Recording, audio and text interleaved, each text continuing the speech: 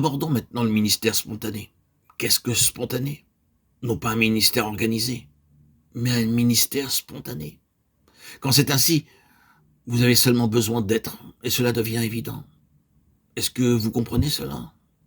Vous devez seulement être, et il se manifeste. Vous ne pouvez pas plus le restreindre que vous ne pouvez éteindre le soleil là-haut dans le ciel. Vous remarquez cela dès le commencement du mystère du Seigneur. Tout d'abord, il demeurait ce qu'il était devant les hommes, et ensuite, il leur demandait d'être comme lui. Il était né tout aussi simplement que nous pouvons le lire dans les évangiles. Vous pouvez lire les évangiles couvrant l'histoire de ces 3 années du Seigneur en compagnie de ses disciples, et vous pouvez lire le récit de ses derniers jours sur la terre, et celui de la croix. C'est une histoire tellement grande en elle-même, mais nous n'avons pas tout le récit, parce qu'il était impossible d'enregistrer tout ce qui se passait à l'intérieur de tous ces hommes. Même durant ces 3 années, je m'aventure à dire qu'ils étaient de plus en plus au bout de leurs ressources. Ils ne savaient pas où ils en étaient, ce que cela signifiait, et vers où tout cela les conduisait. Ils essayaient sans cesse de ramener les choses dans le domaine de leur propre compréhension, de leur propre mentalité, les interprétant avec la lumière qu'ils avaient de la prophétie, ainsi de suite. Ils ramenaient tout à un niveau plus bas et le considéraient selon la lettre. Jésus les étonnait tout le temps. Il était continuellement énigmatique. Il ne pouvait pas sonder le mystère de cet homme. Il ne faisait jamais les choses selon la lettre, pas même selon Moïse. Il bouleversait entièrement tous les concepts. Que fait-il? Qu'est-ce que cela signifie? Ah, si nous abordons l'aspect de la croix, vous ne trouverez pas le récit des profondeurs de leur âme angoissée et de leur perplexité en ces jours.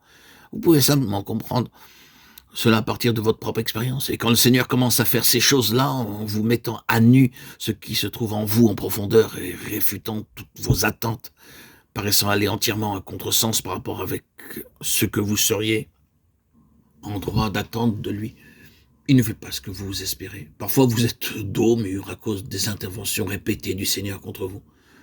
Le Seigneur prenait donc position dans le cœur de ces hommes qui passaient par ces expériences très profondes.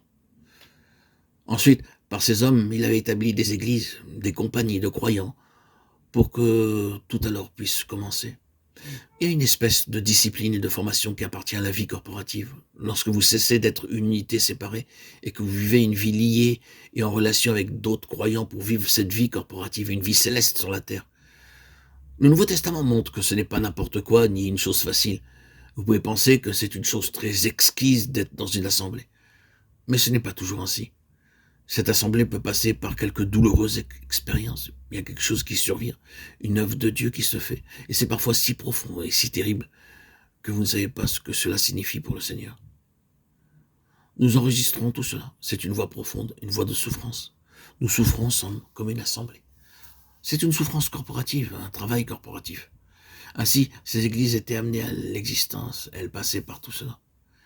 Elles étaient enseignées aussi. Mais dans cette voie de l'instruction, de l'enseignement, il y avait toujours le parallèle et la discipline correspondante du Saint-Esprit en eux. L'Esprit Saint avait sa main sur eux et les traitait d'une manière drastique. Alors les choses se manifestaient concrètement. Vous pourriez dire, bien donner un exemple de cela. Considérez tous ces incidents à Corinthe. Qu'est-ce que Paul leur disait? C'est pour cela qu'il y a parmi vous beaucoup d'infirmes, de malades. Et qu'un grand nombre sont morts, dorment. 1 Corinthiens 11:30. Et il y a une histoire spirituelle secrète dans cela. L'Esprit Saint avait pris en main la situation. Ils auraient pu considérer tout cela d'une manière naturelle. Quelqu'un est malade, envoyez donc un docteur.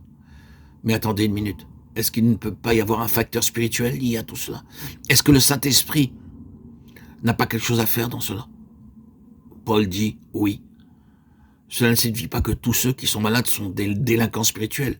Mais le principe est là. L'Église est disciplinée par l'Esprit Saint en relation avec le plus plein dessein de Dieu.